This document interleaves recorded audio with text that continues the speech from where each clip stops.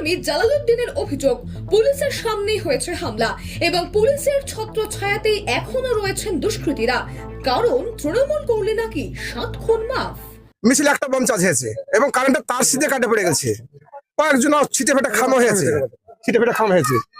এবার নুরাবুলকে এখন ধরা হলো, রোডে নিয়ে গেল, রোড থেকে আবার পুলিশ ঘুরে নিয়ে চলে আসলো।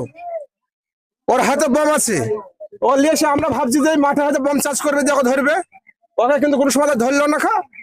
নুরাবুলকে নিয়ে এসে এই জায়গাতে আপনার নিয়ে এসে পুলিশ দাঁড়িয়ে গেল, এই জায়গাতে, এই জায়গাখান দাঁড়িয়ে গেল পুলিশ, আর নুরাবুলকে আর নুরাবুলের ভাইকে আপনার এই চাচা দিয়ে তো আপনার পেটি দিল। পুলিশ নুরাবুলকে নিয়ে এসে তারপর কি ঘটনা ঘটলো? নুরাবুলকে নিয়ে এসে পুলিশ এখানে নিয়ে এসে পুলিশ দাঁড়িয়ে গেল, সব পুলিশ গুলো একদম দাঁড়িয়ে গেল। পাবলিককে যেতে দেয় না, আপনার পাবলিককে যেতে দেয় না পুলিশ, সবাই পাবলিককে থামিয়ে দিল, নুরাবুলের ভাইকে ছেড়ে দিল। ওরা